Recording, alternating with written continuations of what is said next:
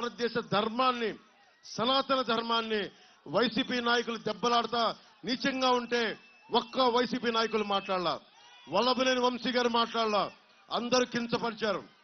మీరు ఇష్టపడే దేవతల్ని, దుర్గమ్మ వారిని నానా మాటలకి వాళ్ళకి వెండి సింహాలు పోతే అగౌరవపరిచే వ్యక్తుల్ని మీరు ఎన్నుకుంటారా లేదా అనేది మీ మనస్సాక్షికి వదిలేస్తున్నాం. ఏ దేవత అయినా సరే, అల్లా అవ్వచ్చు, జీసస్ అవ్వచ్చు, అమ్మవారు అవ్వచ్చు, మనం ఎవరినైతే పూజిస్తామో వాళ్ళని అగౌరవపరిస్తే, అగౌరవపరిచిన పార్టీని, అగౌరవపరిచిన ప్రజాప్రతినిధుల్ని, వాళ్ళతో సంఘటితమైన వ్యక్తుల్ని మనం వెంట వేసుకుంటే మన ధర్మాన్ని మనమే మన అవమానం చేసుకున్నట్టు. ఏ స్థాయికి దిగజారిపోయారంటే నకిలీ టికెట్లు, దేవస్థానం దర్శనం టికెట్లు నకిలీ కొట్టి మరి డబ్బులు చేసుకున్నారు. నాకు బాగా బాధపడింది భువనేశ్వర్ గారిని అంటాం. ఏ కూతురు, ఏ తండ్రికి కూడా, ఏ కుటుంబ సభ్యుడికి కూడా అలా బాధ రాకూడదు. అందుకని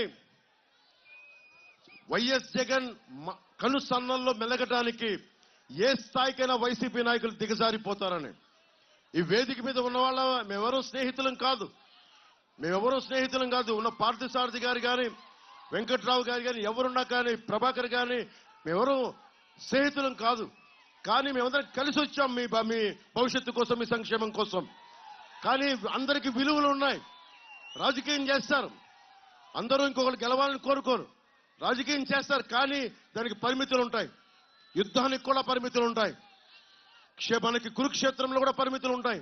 రాత్రుల పూట యుద్ధం చేయకూడదు, ఈ అస్త్రాలు వాడకూడదని. అలాగే మొన్న మధ్య జరిగిన ఇజ్రాయెల్ పాలిస్తున్న వారిలో కూడా మనం కూర్చోబెట్టి జెనీవా కన్వెన్షన్ ప్రకారం మేము ఈ ఆయుధాలు వాడకూడదు, కెమికల్ వెపన్స్ వాడకూడదు, నియమాలతో ఉంటుంది యుద్ధం కూడా. కానీ మన రాష్ట్ర రాజకీయాలకి నియమాలు లేవు, దిగజారిపోయారు. ఈరోజు వైఎస్ జగన్ బాధపడిపోతున్నాడు. కూటమంతా నా మీద కక్ష కట్టింది, ప్రత్యర్థులంతా ఏకమై నన్ను ఓడించడానికి ఉన్నారని. అరే, అపోజిషన్ ఉందా నిన్ను గెలిపించడానికా, ఉందా మేము గెలవడానికా? ఆ లాజిక్ ఏంటి బాబు? నాకు అర్థం కాదు. నిన్ను గెలిపించడానికా మేము ఉంది ఇక్కడ అంటే నువ్వు మర్చిపోయావా? పంచాయతీ ఎన్నికల్లో, స్థానిక ఎన్నికల్లో ఏం చేశారు? ఒకరిని నామినేషన్లు ఏనిచ్చారా? 4 దశాబ్దాలున్న టీడీపీ పార్టీని నామినేషన్ వేయనివ్వలా. అధికారులందరూ, పోలీసు అధికారులందరూ గుప్పిట్లో పెట్టుకున్నావు. అంటే నువ్వు చేస్తే న్యాయం. ఇక్కడ మా ప్రభుత్వం ఎలక్షన్ కమిషన్ నిర్ణయించుకుంది, మీరు తప్పులు తడకలతో అధికారులు చేస్తూ ఉంటే మార్చింది. అంటే నీకు అధికారులు పోతే అంటే నీకు భయపడేస్తే ఎలక్షనీరింగ్ చేయనివ్వరని. అంటే మీ సంక్షేమం, ఇక్కడున్న అందరూ పొద్దు నుంచి ఇంటర్వ్యూలు చెప్తా ఉన్నా, సంక్షేమం అభివృద్ధి రెండు పక్క నడవాలి. నేను కౌలు రైతులుగా నీ కోట్ల రూపాయలు ఇవ్వగలిగానంటే నేను సినిమా చేశా, భీమ్లా నాయక్ చేశాను, ఒక వకీల్ సాబ్ చేశా.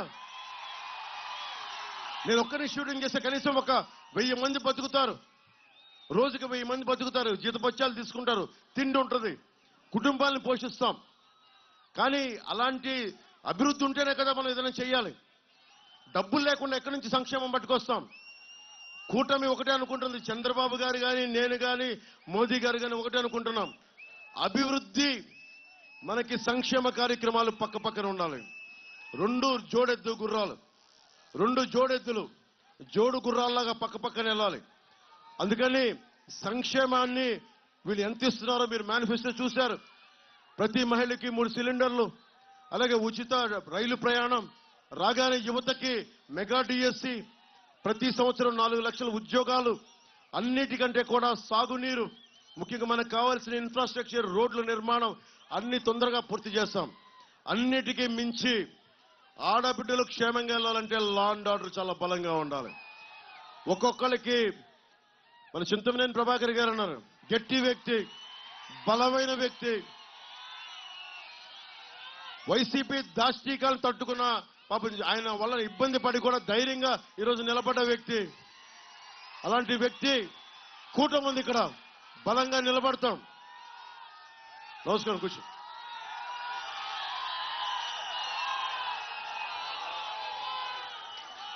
$1800 ఇసుకని 5000 చేశారు. ఈసారి ప్రజలు ప్రశాంతత కోరుకుంటా ఉన్నారు. మీరే చెప్పండి, బ్రహ్మయ్యలింగం చెరువుని రిజర్వాయర్గా అభివృద్ధి చేసి సుమారు 12,000 ఎకరాలకి సాగునీటి అందించాల్సిన అవసరం ఉన్న చోట విపరీతంగా మట్టి తవ్వేశారు. ఒక్కసారి నీళ్లు నిండితే ఆ ప్రాంతం మొత్తం 2 సంవత్సరాలు అక్కడే కాకుండా గ్రౌండ్ వాటర్ కూడా పూర్తి సమృద్ధి అయిపోయి చెరువుని మట్టికి వాడేశారు. అది మట్టి మొత్తం అన్ని మన హక్కు, అది ఉమ్మడి హక్కు. మనకి ప్రకృతి వనరులు మన ఉమ్మడి హక్కు. ఒక ఎమ్మెల్యేకి వాళ్ళ అనుచరులకి కాదు. ఇది దారి పొడవుతా యువతను అడుగుతా ఉన్నా, మీకు రౌడిజం చేసే ఎమ్మెల్యేలు అంటే మీకు భయమా? మీకు అదే నా గన్నవరం సత్తా. చొక్కాలు చించుకుంటా ఉన్నారు, మీరు స్లోగనీరింగ్ చేస్తా ఉన్నారు, చేతులు ఎత్తుతా ఉన్నారు. మీరు మార్పుకి ముందుకెళ్ళకపోతే మీరు ఎన్ని ఎర్ర తువ్వాళ్లు కట్టుకున్నా, పచ్చ తువ్వాళ్లు కట్టుకున్నా పనిచేయదు. ఓట్లేసేటప్పుడు రౌడీజం చేసే వాళ్ళతో నిలబడాలి. మీకోసం నిలబడే నాయకుల సమూహానికి మీరు అండగా ఉండాలి.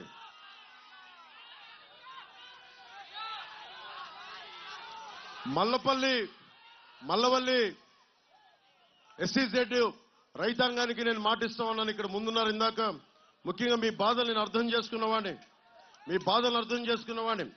ఇండస్ట్రియల్ పార్కులు, ఫుడ్ పార్కుల కోసం మొదలైన కారిడార్ ప్రభుత్వం వచ్చాక మొత్తం ఏది ఉద్దేశంగా ఇవ్వబడిందో దాన్ని దానికి సంపూర్తి చేయలేదు. ఇక్కడ ఇండస్ట్రీకి వచ్చే పరిస్థితులు తీసేశారు. ఎమ్మెల్యే మనుషులు కానీ ఏ పరిశ్రమ పెట్టాలన్నా మాకు ఎంత ఇస్తావు, డబ్బులు ఎంత ఇస్తావు, మాకు రాయితీలు ఇస్తాం కానీ మీకు లంచాలు ఎందుకు ఇవ్వాలి? ఇక్కడ ఉన్న వాళ్ళు ఎవరికి అవినీతికి అవసరం లేదు, డబ్బులు అవసరం లేదు. ప్రతి పారిశ్రామికవేత్తని సంపూర్ణంగా మల్లవల్లి SEZ కోసం అందరికి అండగా నిలబడతాం. ఎవరైనా సరే మిమ్మల్ని బెదిరిస్తే మాకు చెప్పండి, మేము వచ్చి మీకు అండగా ఉంటాం. అలాగే మల్లవల్లి రైతులకి పరిహారం బాధ్యత మేము తీసుకుంటాం. యార్లగడ్డ వెంకట్రావు గారు ఉన్నారు, ఆయన నియోజకవర్గపు నాయకులు, ఎమ్మెల్యేగా గెలవబోతున్నారు. ఆయన బాధ్యత తీసుకుంటారు. మన జనసేన నాయకులు ఉన్నారు, మన చలమల్ శెట్టి గారు ఉన్నారు. మేమందరం బాధ్యత తీసుకుంటాం.